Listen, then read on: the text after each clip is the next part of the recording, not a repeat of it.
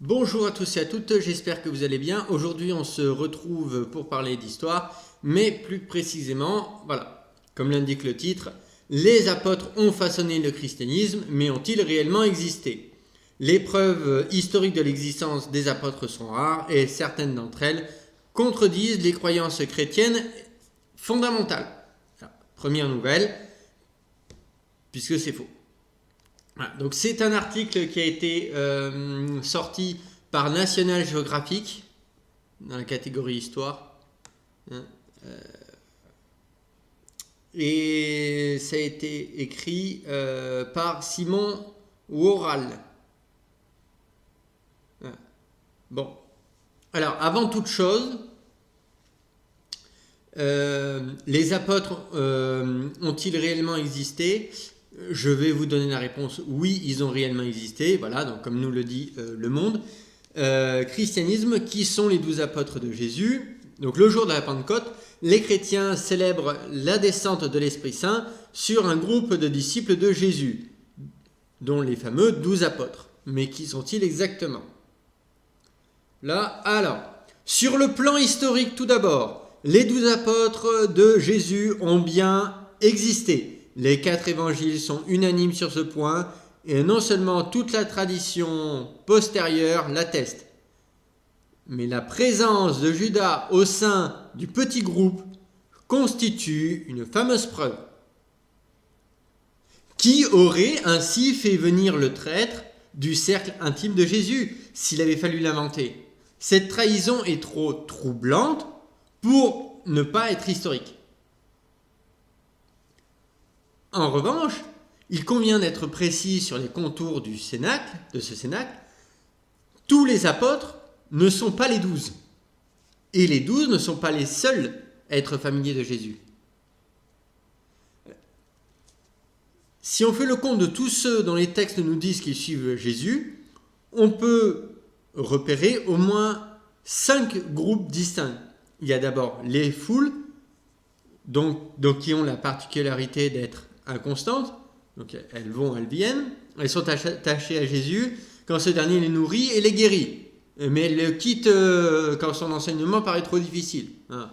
Bon, et le reste, il faut payer.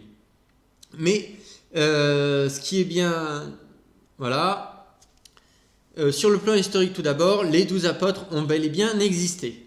Donc, c'est un pléonasme de poser cette question, et c'est un non-sens, parce qu'on sait justement qu'ils ont existé. Alors là, nous avons la scène, donc représentée par Léonard de Vinci, qui montre Jésus-Christ et les 12 apôtres. Enfin, ouais, la scène, elle a été un peu... c'est pas ça le tableau original, hein. La scène avec Jésus, Léonard de Vinci. Alors, la scène, voilà.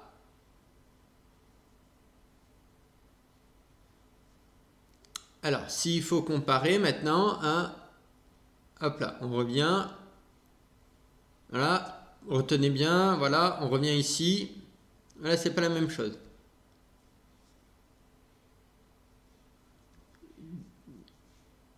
Vous voyez, ça a été changé, voilà. Donc,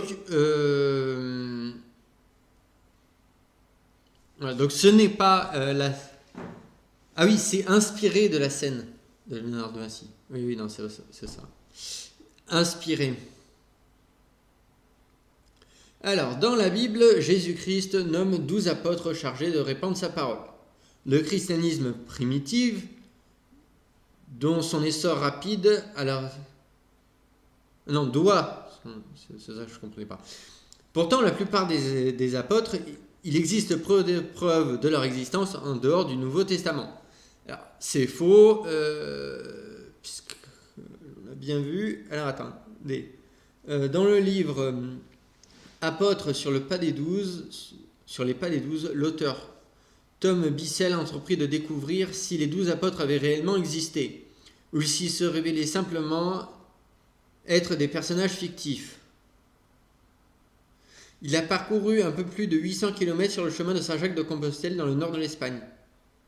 Visiter l'endroit où Judas Iscariote se serait pendu et chercher en vain un mystérieux monastère au Kirghizistan où les ossements de Matthieu seraient enterrés. Son périple a été parsemé de faux départs, d'impasses, d'énigmes irrésolues qui l'ont laissé aussi perplexe qu'au premier jour. D'accord. Bon, alors, en gros, il est parti avec une idée en tête et il n'arrive pas à savoir si son idée est véridique ou pas. Alors, je doute qu'il ait trouvé grand-chose sur le chemin de Saint-Jacques-de-Compostelle. Tom Bissell explique pourquoi le film Monty Python, la vie de Brian a été l'une des sources d'inspiration de son livre et comment son point de vue sur le christianisme a changé au cours de son voyage. Écoutez, tous ceux, vous regardez tous les documentaires, tous ceux qui partent à la recherche des reliques, à la recherche de quelque chose du christianisme ou du judaïsme, leur point de vue ne change pas au cours de leur voyage. Alors, je ne sais pas qui c'est, Tom Bissell. On va voir qui c'est. Parce que s'il est historien, j'en doute. Ah, journaliste américain. Alors, français. Journaliste, auteur, scénariste. Alors, journalisme, fiction critique, jeux vidéo. Non, mais avec ça, il va nous prouver que les apôtres n'ont pas existé. Donc déjà, on part sur quelqu'un qui sait de quoi il parle. C'est un historien. Puisque regardez, il a vu le film de Monty Python et du coup, ça a été une source d'inspiration pour son livre et son point de vue a changé. Alors moi j'ai vu Sacré Graal de Monty Python, mais je sais pas pourquoi. Mon point de vue n'a pas changé du tout sur la quête du Graal ou sur les aventures du roi Arthur. J'ai vu Kaamelott aussi, mais rien n'a changé sur l'histoire du Graal voilà. Mais bon, comme c'est un auteur de fiction, si au premier siècle de notre ère avait existé la liste des meilleurs livres selon le New York Times, dans quelle colonne le Nouveau Testament aurait-il dû figurer? Fiction ou non-fiction? Non-fiction, puisque c'est des réalités historiques. De toute façon, il le dit. Je ne suis pas sûr que cette distinction aurait beaucoup de sens pour quiconque au premier siècle. Si. Énormément. Puisque au premier siècle, je rappelle, mais il y a des pièces de théâtre. Donc les pièces de théâtre sont des représentations fictives. Donc ils savent faire la différence entre les choses fictives et les choses réelles. Puisque justement il y a des pièces de théâtre. Et ils savent faire la différence justement entre les choses fictives et les choses réelles. Puisque les Juifs justement ont fait crucifier Jésus, justement parce qu'il se prenait pour le Messie. D'ailleurs, qui était le Messie? Pourquoi je dis ça? Parce qu'il valide Quand vous avez une prophétie, il faut que la personne qui accomplisse la prophétie coche certaines cases. Je vais prendre juste un exemple. On dit le complexe d'Oedipe. La prophétie disait qu'il tuerait son père et qu'il épouserait sa mère. Qu'est-ce qui s'est passé? Il a tué son père et il a épousé sa mère. Oedipe, Voilà. C'est-à-dire qu'il a... Alors certes, c'est dans une fiction, mais on voit bien que pour que la prophétie s'accomplisse, il faut qu'il y ait certains critères. Lorsqu'un héros va accomplir une prophétie, il faut qu'il remplisse des critères. Il faut qu'il coche des cases pour qu'on puisse reconnaître qu'il est l'objet de la prophétie. Ouais, ben, pour Jésus, c'est pareil. Donc, vous avez la prophétie qui n'a pas été proclamée par un, mais par plusieurs prophètes qui ont dit, voilà, les temps messianiques, donc le Messie aura telle caractéristique, telle caractéristique, telle caractéristique, telle caractéristique. Notamment, Isaïe le dit lui-même, le Messie sera Dieu. C'est marqué dans le livre d'Ésaïe. Dire qu'il n'y avait aucune distinction entre la propagande évangélique et ce que les auteurs croyaient vrai, c'est faux. Encore une fois, c'est faux, puisqu'on a eu plus tard, ça c'est au IIe siècle, que l'on a eu une tonne d'évangiles apocryphes. Notamment, je pense à l'évangile de Thomas, je crois, tellement je ne sais plus, auquel vous avez Jésus qui sort du tombeau, mais vous avez aussi, je crois, 2 autres hommes, puis il y a la croix aussi, qui sort du tombeau, et la croix qui se met à parler. Donc, oui, ils ont fait la distinction, en fait, entre les récits fictifs et les récits historiques. Voilà. Alors, le journalisme, il est difficile, d'un point de vue moderne, il est difficile de considérer les évangiles comme des récits véridiques qui n'ont pas été enjolivés. Eh ben écoute, relis la Passion de Jésus et tu verras que ça n'a pas été enjolivé. Ah oui, oui, oui. Alors le journalisme d'impact n'existait pas. Encore une fois, je te renvoie à la Passion de Jésus et on va voir si le journalisme d'impact n'existait pas à cette époque. Voilà. Donc les croyances partisanes selon lesquelles la magie et la divinité étaient à l'œuvre dans le monde primé. Alors oui, encore une fois, il faut séparer la magie de la divinité. D'accord ? Quand on parle de la divinité dans le judaïsme et dans le christianisme, il accomplit des choses, mais ce ne sont pas de la magie. D'accord ? La magie est proscrite par Dieu. Contrairement dans le Coran, où Dieu lui-même fait de la magie. Encore une fois, il ne faut pas mélanger les genres. Aujourd'hui, nous parlerions de narrative non-fiction, en insistant sur le mot narrative. Oui, en fait, ça ne veut rien dire. Ce n'est pas de la fiction, c'est un récit historique, d'ailleurs qui a été validé par 3 éléments archéologiques. Alors, nous avons le voile d'Orriero, qui se trouve en Espagne, le suaire d'Orriero, plutôt, excusez-moi. Voilà. Nous avons la tunique d'Argenteuil, plus dans l'ordre chronologique, nous avons la tunique d'Argenteuil, qui est la tunique qu'a porté Jésus justement après avoir été flagellé. On retrouve toutes les traces de sang, même les frottures,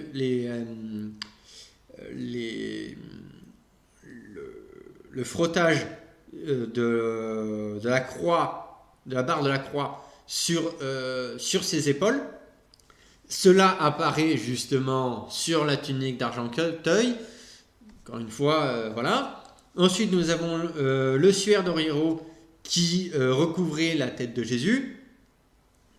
Et nous avons le suaire justement qui prouve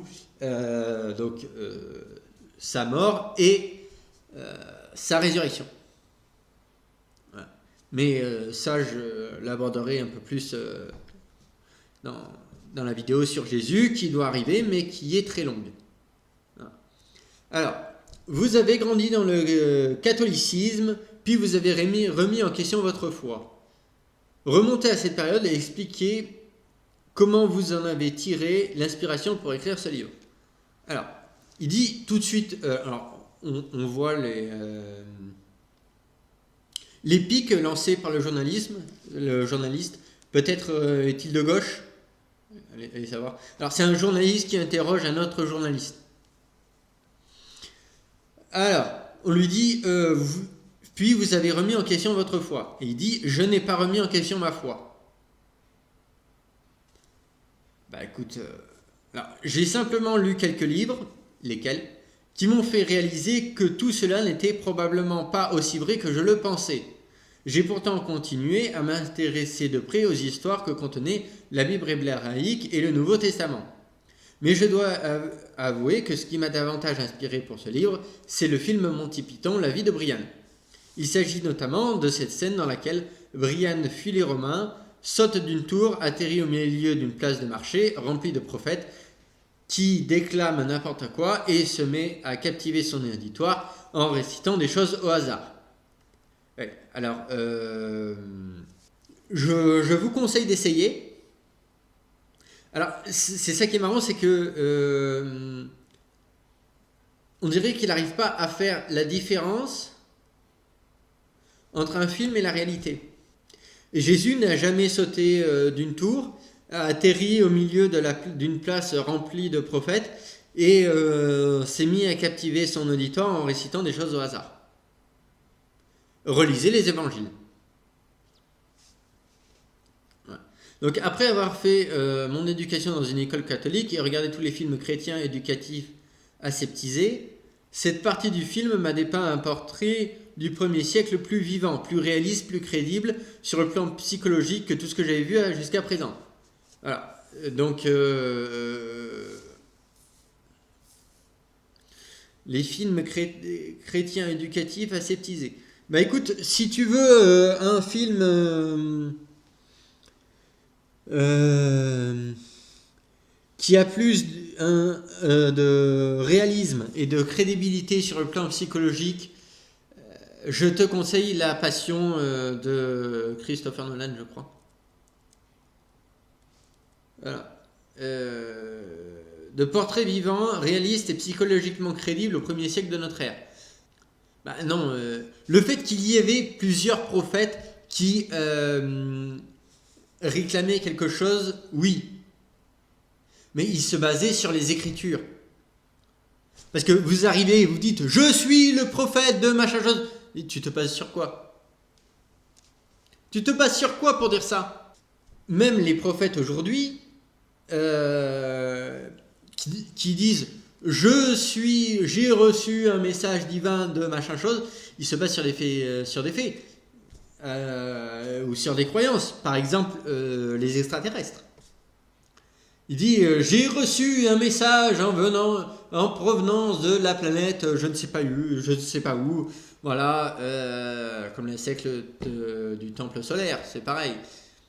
Auquel ils devaient tous se sacrifier au niveau de l'an 2000, je crois, pour le passage du vaisseau spatial qui allait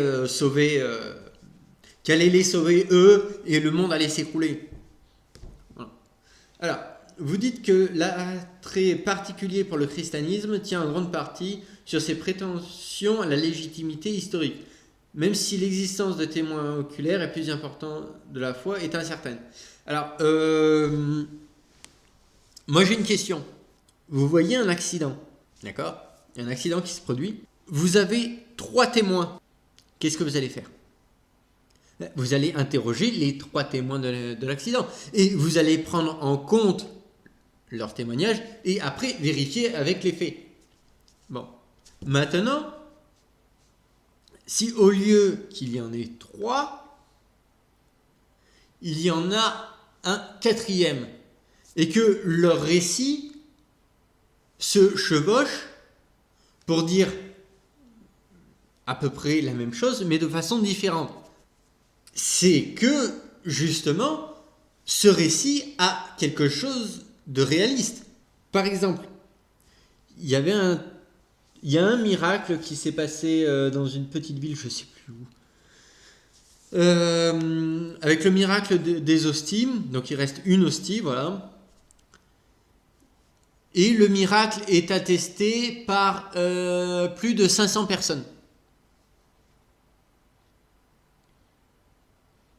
Et pourtant, le miracle a été validé. Voilà. quelques-uns des noms cités dans le Nouveau Testament représentent probablement des personnes qui ont existé. Il y a sûrement eu un Thomas, un Pierre et un Jean, et certainement un Jacques, frère de Jésus. En dehors de cela, aucune preuve historique n'était leur existence en dehors des évangiles eux-mêmes. Je pense donc qu'il s'agit d'un mélange de réalité et de fiction. Oui, c'est sûr, c'est comme l'ossuaire. Hein, l'ossuaire qui est censé avoir appartenu à Jacques, frère de Jésus. C'est comme les récits qui nous en parlent. Hein, le récit notamment de Flavius Joseph qui dit que Jacques, frère de Jésus, appelé Christ, a été tué par le Sanhédrin. Non, mais tout ça c'est de la fiction, voyons. Alors, ce qu'il y a de plus mystérieux dans l'histoire du christianisme primitif, c'est qu'elle donne un certain nombre d'éléments sur Paul et qu'elle permet de dire que Jacques, le frère de Jésus, a réellement existé. Pourtant, ni l'un ni l'autre n'est membre des 12. Si Jacques, frère de Jésus, c'est l'un des 12 apôtres. Voilà. Donc déjà, incohérence. Les 12 apôtres ont été les premiers disciples de Jésus, mais il n'existe rien à leur sujet dans aucune source séculière. Les lettres de Paul mentionnent néanmoins Pierre et Jean, ce qui suggère qu'il s'agissait de personnes historiques réelles et non de simples noms de personnages. Ah! Il y a un petit problème.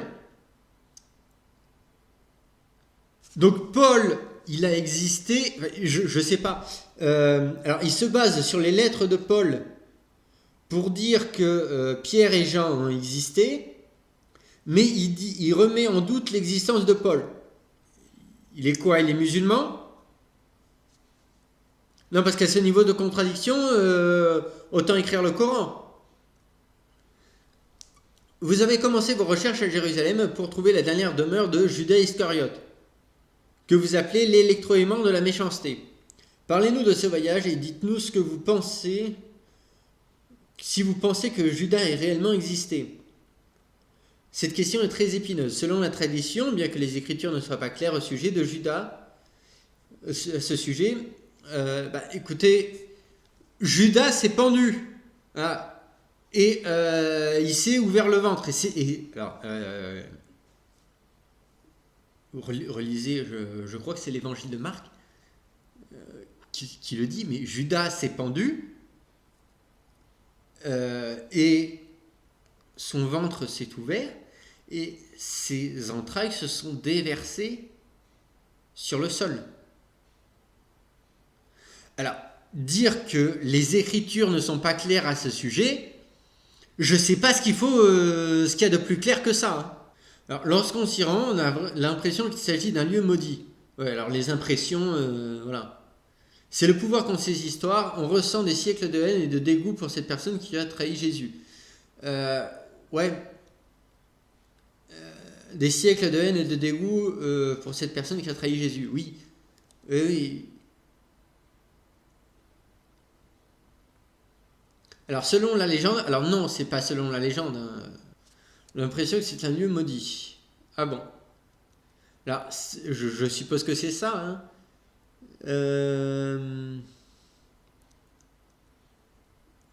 Vous avez l'impression, vous, que c'est un lieu maudit? Non, parce que pour moi, ça ressemble plus à un paysage de la Palestine. Ah. Que Judas ait existé ou non, non, mais Judas a existé. Je pense qu'il est probablement vrai que Jésus a été trahi par quelqu'un. Ah! Quant à savoir si cette personne s'appelait Judas, c'est une question beaucoup plus complexe. Je pense que les grandes lignes sur l'histoire de Judas, telles qu'elles ont été décrites par les auteurs des évangiles, sont probablement fictives. Non! Non. On a les 4 évangiles, donc à savoir Marc, Luc, Matthieu et Jean, qui datent du 1er siècle, et après nous avons des écritures qui datent du 2e siècle. Ah, ça pose problème, hein. Mais les écritures du 2e siècle ne peuvent pas être plus crédible que celle d'avant, c'est pas possible. C'est comme si moi je vous racontais un événement que j'ai vécu il y a 10 ans. Forcément, je vais rajouter des détails, des impressions, des incompréhensions, voilà.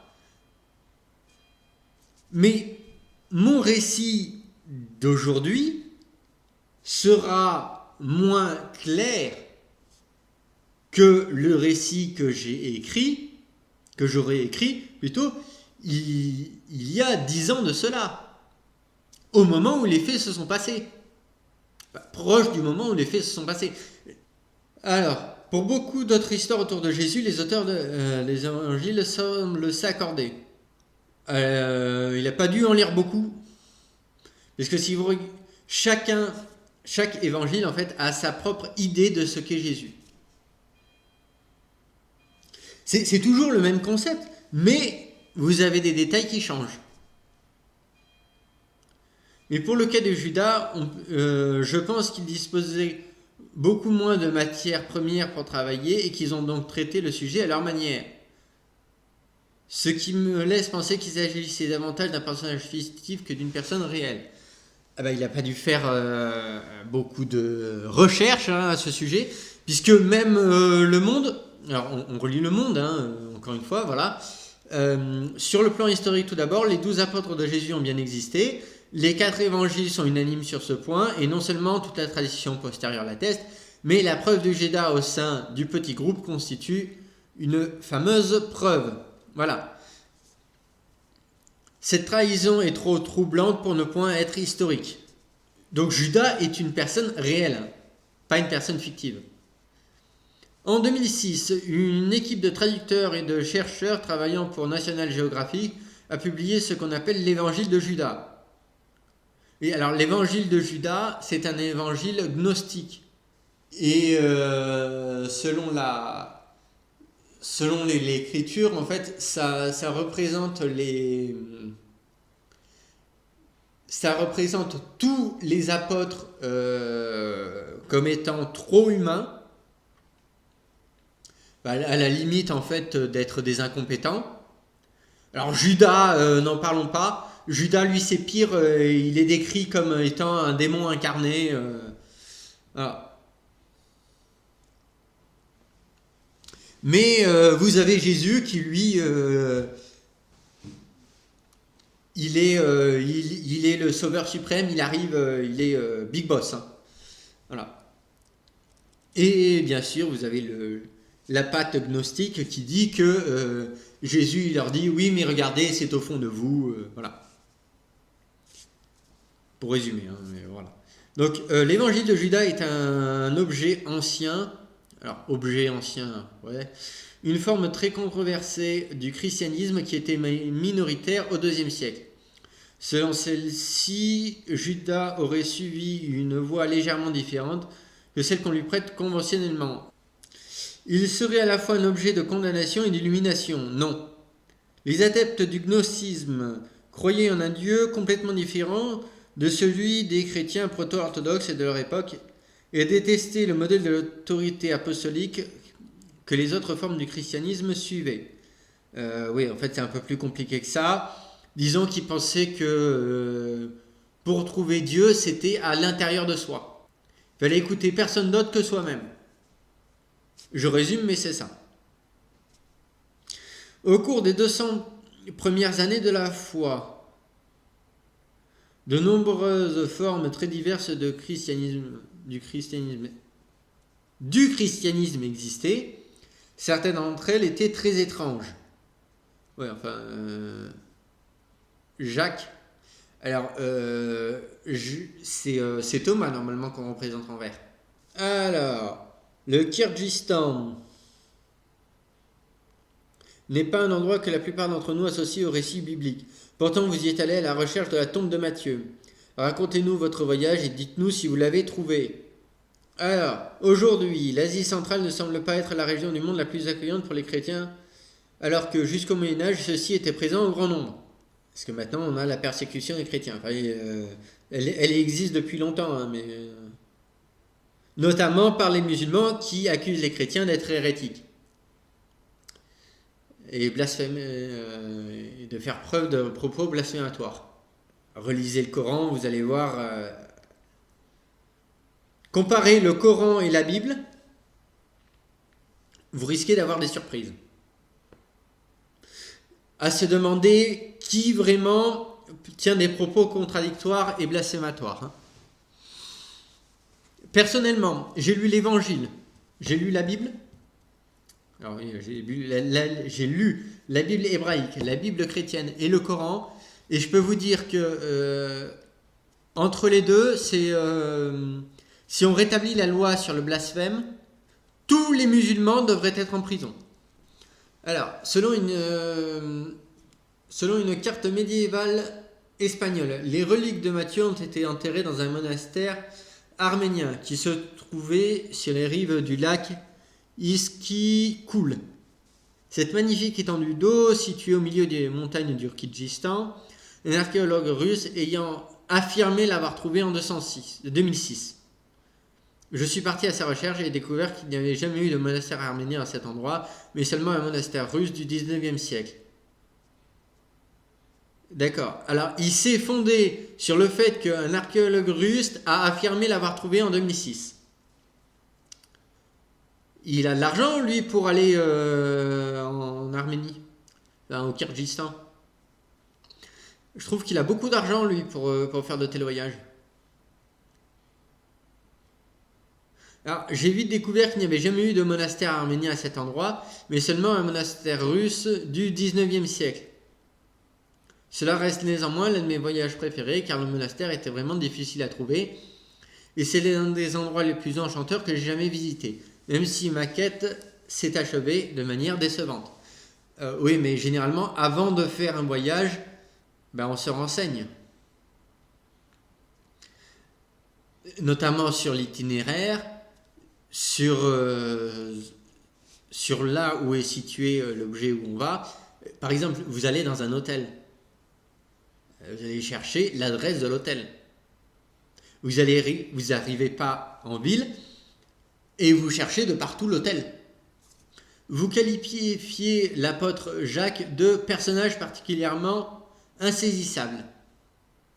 En 2002, un ossuaire fait surface en Israël, semblant confirmer son existence. Y a-t-il quelque chose de vrai dans cette histoire ? Nous savons que Jacques, le frère de Jésus, existait réellement. Alors, on remonte, alors contredit non, puisque frère de Jésus, ça veut bien aussi dire Alors, le frère aîné de Jésus, non, parce que on dit qu'il est issu d'un premier mariage avec de Joseph. Jacques, le frère de Jésus, a réellement existé. Alors, il dit que Jacques, le frère de Jésus, a réellement existé, mais il est certainement un Jacques, frère de Jésus. En dehors de ça, aucune preuve historique. Alors, probablement qu'ils ont existé. Après, il dit qu'il a existé. Il n'est pas clair dans ses propos. Alors, alors l'existence de Jacques, frère aîné de Jésus. Alors, quand on dit frère, il peut très bien être son cousin, mais aussi frère aîné parce qu'il est appelé fils de Joseph. Pas fils de Marie, fils de Joseph. C'est-à-dire que même si c'est son frère, c'est le fils de Joseph, pas le fils de Marie. Alors, nous savons que le frère de Jésus existait réellement. Il a été mentionné par Flavius Joseph, un historien du 1er siècle. Alors, certains affirment que l'ossuaire est réel, mais que l'inscription qui dit Jacques, frère de Jésus, en araméen ne l'est pas. Personne n'a retrouvé son corps, mais il s'agissait manifestement d'un personnage bien connu au 1er siècle. Il faudrait savoir. Soit il s'agissait d'un personnage bien connu, soit potentiellement qu'il n'existe pas. Il apparaît très souvent dans les écrits des premiers chrétiens. Ça dépend, il faut les prendre en compte ou pas. Je croyais que c'était à moitié fictif. Le fait que Flavius Joseph et d'autres aient considéré la destruction de Jérusalem par les Romains comme une vengeance divine pour la mort de Jacques qui a été tué vers l'an 66 souligne l'importance de ce personnage. Ouais. Je n'ai pas vu l'ossuaire. Alors, il a de l'argent pour aller de partout, mais il n'a pas pu voir l'ossuaire. Étrange. Et je ne suis pas archéologue de formation, oui, mais je suis tout à fait disposé à croire que Jacques aurait pu se trouver dans une tombe secrète avec un ossuaire. Ses disciples lui auraient certainement donné un lieu de sépulture important. Mais le problème avec Jacques, c'est qu'il anéantit tout ce que les chrétiens orthodoxes acceptent au sujet de la naissance virginale. Non. S'il était le frère aîné de Jésus, il s'agirait là d'un gros problème car Marie était censée être vierge. Alors on l'appelle fils de Joseph. Putain. On va voir. Hein, Jacques, frère de Jésus. Voilà.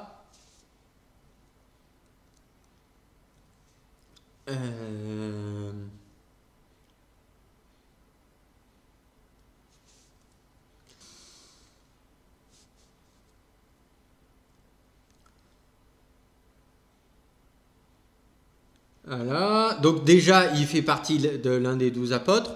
Hein, et non. Oui, si c'est ça. Il fait partie.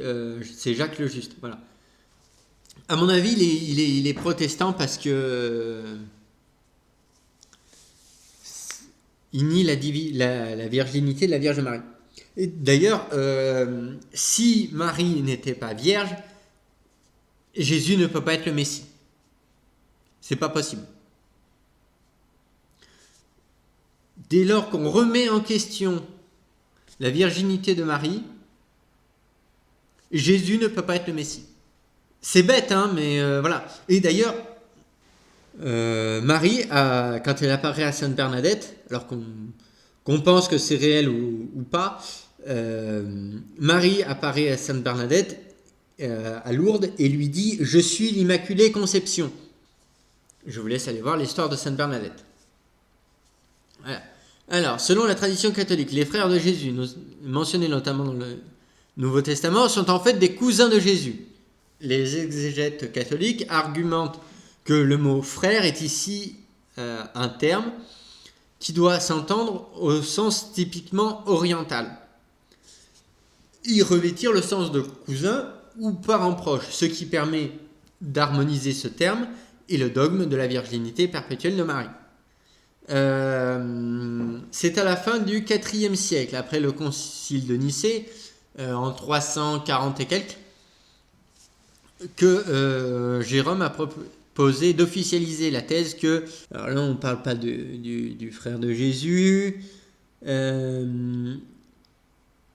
voilà, il y a plusieurs Jacques autour de Jésus, voilà, le frère du Seigneur. La notion de frère devrait être comprise au sens large, sans doute utilisée à cette époque. Celle-ci pouvait signifier une parenté plus éloignée, comme celle de cousin germain, ou bien indiquer une double parentalité. Voilà, des deux souches. Alors, les protestants qui contredisent justement la Bible. Mais bon. Alors, les exégètes protestants traduisent le mot utilisé par les rédacteurs bibliques par le mot français frère. Jacques étant alors un frère cadet de Jésus. Oui, sauf que c'est impossible, on dit que c'est le frère aîné de Jésus. Dans cette langue, il n'y a pas, donc dans l'araméen, il n'y a pas de mot spécifique pour le mot cousin. Et l'on retrouve des choses très longues comme fils du frère ou fils de la sœur. Alors, pour les orthodoxes, ceux qui sont après, voilà. Alors, nous avons les catholiques qui disent que c'est des cousins. Vous avez les protestants. Alors, les protestants qui, je rappelle, contredisent la Bible. Et nous avons les orthodoxes. Les orthodoxes qui, eux, disent que les frères de Jésus sont en fait issus d'un premier mariage de Joseph. Voilà. Ce qui reprend le récit du proto-évangile de Jacques. C'est-à-dire qu'on a un évangile apocryphe qui invalide la thèse protestante. Je ne sais pas si vous vous rendez compte. Qui dit, voilà, oui, c'était les frères de Jésus, mais c'était issu du premier mariage de Joseph. Quant à l'ossuaire, ils n'ont pas réussi à prouver que les mots frères de Jésus, alors il a fallu tout un tribunal pour ça, pour essayer de prouver si oui ou non frères de Jésus était véridique ou non, l'inscription. Alors voilà, Jacques, fils de Joseph, frère de Jésus. À mon avis, il est protestant. Alors, mais la naissance virginale n'a pas de sens. Ah bon, première nouvelle. Les lois connues de l'univers ne s'arrêtent généralement pas de fonctionner ainsi. Si. Alors, il y a des cas de naissance virginale, notamment chez certains animaux. Bon, les fœtus ne vivent pas très très longtemps, mais on sait que c'est possible. Dieu n'est pas... Alors, c'est ça qu'il faut différencier. Vous avez la virginité entre guillemets, parce qu'on dit Jésus, fils de Dieu. Jésus n'est pas le fils de Dieu au sens biologique du terme. Dieu n'est pas descendu sur terre pour forniquer, excusez-moi le mot, mais c'est ça, hein, pour avoir des relations sexuelles avec Marie et aurait donné naissance à Jésus. Relisez l'évangile de Marc, je crois. C'est pas du tout ça ce qui s'est passé. C'est Marie a été remplie de l'Esprit Saint et s'est développé en elle Jésus. C'est-à-dire que c'est comme si Dieu s'incarnait en Marie.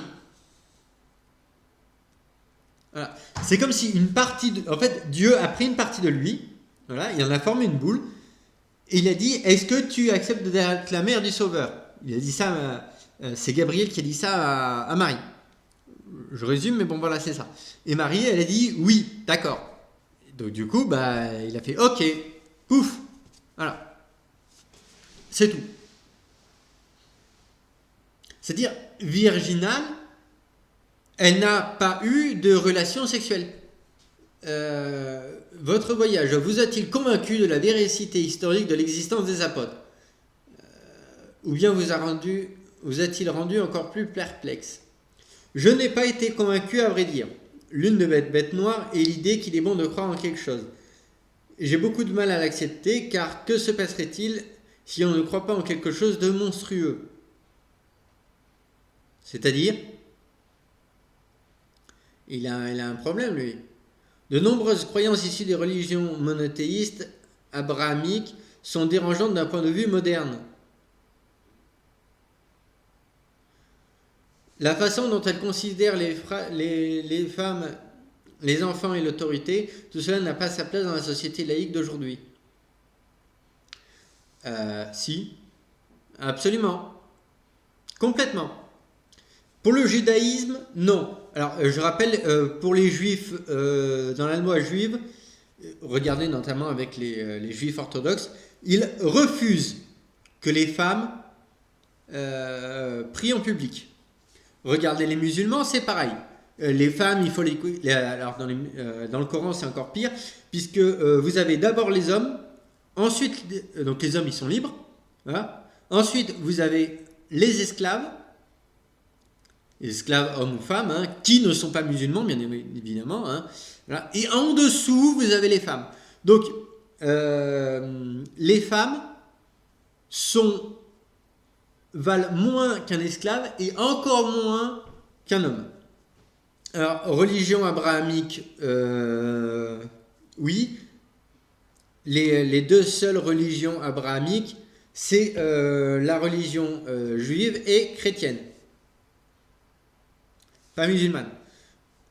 Relisez le Coran encore une fois, tout est ajouté comme ça, pêle-mêle, on ne sait pas pourquoi. D'ailleurs, tout est dans le mauvais sens. Hein. On trouve des choses complètement lunaires dedans. En fait, le Coran, c'est une compilation de textes qui n'ont aucun sens. Si vous prenez un seul texte, vous prenez un verset, il faut suivre ce verset. Ça ne sert à rien de le comparer avec un autre verset, ça va être contradictoire. Donc la grossière erreur qui a été faite, c'est d'en faire un livre.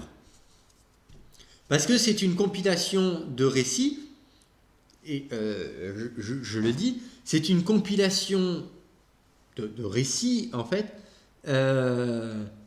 chrétiens, juifs, compilation de récits zoroastriens, perses et syriens, et d'autres encore, et grecs aussi. Alors, mais je suis devenu beaucoup moins aussi le christianisme au fil de ce livre. Quiconque aime l'opéra, le cinéma ou la fiction n'a pas beaucoup de raisons de remettre en question le sens que l'on tire de la religion. La recherche de sens dans les mots ou les images, ces désirs que nous avons besoin d'être convaincus, émus ou inspirés par des œuvres tirées de l'imaginaire, ont bien plus en commun avec les autres que le contraire. L'histoire des 12 apôtres représente en grande partie la façon dont le monde occidental a décidé d'expliquer ce que l'on entendait à travers les termes de la communauté et de la narration, et ce que signifiait vérité, amitié et loyauté. Aucun sens. Il part dans des décisions lunaires. Il a besoin de consulter. Hein. Je me suis rendu compte que se mettre en colère contre des personnes croyantes pour leurs croyances est un peu comme s'énerver face à une pluie torrentielle qui mouille sur tout son passage. Que j'ai bien compris, lui, il ne croit plus parce que tout simplement, il en a décidé ainsi. Et donc, du coup, il s'est dit, je vais faire la guerre, hein, à tous ceux qui croient. Tous ceux qui croient en la vérité, hein, attention, parce que on a des choses qui sont vérifiées. C'est-à-dire que lui, qui est dans l'erreur, il se met en colère contre tout le monde parce qu'ils sont dans la vérité. Et c'est complètement lunaire. Il a besoin de consulter. Franchement, je le dis, il a besoin de consulter. Hein.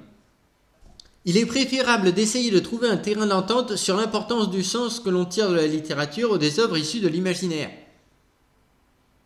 Je sais qu'il serait insultant pour la plupart de personnes chrétiennes de considérer le Nouveau Testament comme ce type d'œuvre. Juste avant, tu as dit que c'était une œuvre historique, et maintenant tu dis que c'est une œuvre non historique. Il n'a pas écrit le Coran, non par hasard. Je n'entends pas que tout est faux, mais plutôt qu'il faut tirer une consolation de tentative d'une personne d'ordonner l'univers. Quoi ? Je n'entends pas que tout est faux, mais plutôt qu'il faut tirer une consolation de la tentative d'une autre personne d'ordonner l'univers. Peut-être qu'il est préférable de ne croire que c'est qu'une histoire. Alors, le Nouveau Testament, c'est une histoire. Ce n'est qu'une histoire. Oui, mais je te rappelle que une histoire, elle est soit réelle, soit fictive. Tu prends le Coran, c'est une histoire fictive.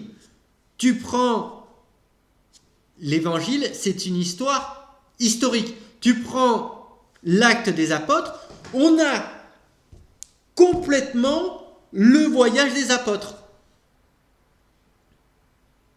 Complètement. Je sais pas. Écoutez, dites-moi ce que vous en avez pensé dans les commentaires. Je vous mettrai les articles en description. En espérant que ça passe sur YouTube. Voilà.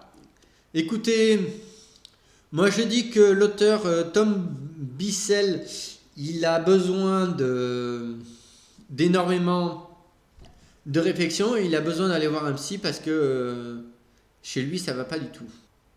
Écoutez, dites-moi ce que vous en avez pensé dans les commentaires.